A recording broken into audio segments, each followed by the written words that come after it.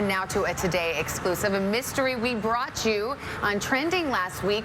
Who was in this photo taken by Ringo Starr? That mystery has now been resolved. When the Beatles first came to America in 1964, it set off a frenzy of fans eager to get up close to the biggest selling band of all time.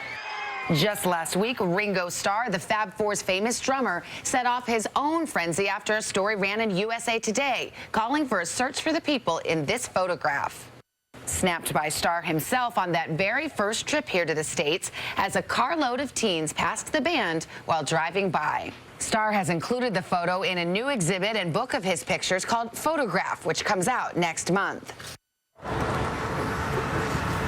Well, that was 49 years ago. Have a seat here, Matt.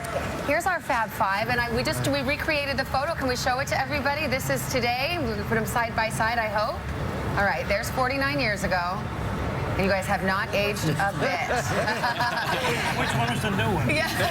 This is Gary Van Dersen, Bob Toth, Suzanne Rayat, Arlene Norby, and Charles Schwartz. Welcome to all of you. Thank you. So what was it like to find out, Ringo Starr's looking for you? Gary, were you surprised? Unbelievable, I couldn't imagine that I didn't even know he took the picture, first of all, and then I missed all the hype of trying to find us. But we should also mention that you had kind of lost contact with some of these other people as well. So we remained friends with everybody else. So who was the one who reached out? Who got in touch with everybody? The one that reached out to me are the two girls that chickened out the day that we were supposed to cut school, which was Linda and Carol. Oh, but Linda and Carol are sad now. Oh, yes, they are. Let's go to that day. You cut school. The Beatles, it's the British invasion. You know where the Beatles are. You were the one driving, right? Talk to me about the encounter, when you actually pulled up and there was Ringo. Well, actually, they were pulling up in back of us, and we thought it was a funeral procession because there were a bunch of limousines in a row, and one passing, and the next limousine. By the third limousine, one of us realized that's the Beatles. So we went back up to the front, waved to each one of them, and then the last one was Ringo, and he's the one that went, roll down your window. Yeah, that's the thing. It's one thing to pass them and wave, but they kind of lingered there and chatted with you. We talked to him at 50 miles an hour. What was he saying to you? He was basically just I can't remember exactly what he said. So He might have said, where are you from? Because I was wearing my Fairlawn jacket. So I took it off and I hung it out the car. And yeah, I hung it out the car, and I think he got a picture, but then in Life magazine, it said that we were from Fairlawn because he took the picture of my jacket.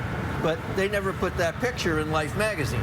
Arlene, is it true you didn't recognize yourself when you first saw the picture a couple weeks ago on the news? It is true, but I would just like to say that when Ringo had rolled down the window, of course we were so excited, but he did say, "Where are you from?" And I said, "Fairlawn."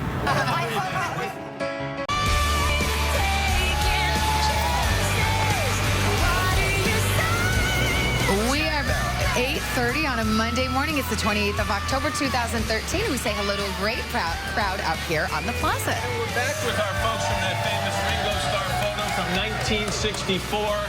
And as we were leaving, you were talking, had you ever met Ringo? Would you like to see him? November 22nd in Las Vegas. He's putting on a show. You're going. You're going to meet him. And we're going to capture it live, all right? Not live, but we're going to capture it on tape. And that way we can share it with our viewers, all right? Rock and roll. You know, come on. It only took, 49 years, but we get it done. Congratulations. Of course you will. Of course. Oh, that'll be fun. So we'll be meeting you a little bit later, too. All right. Coming up, Celine Dion's going to be inside. She's about to release her first English language album.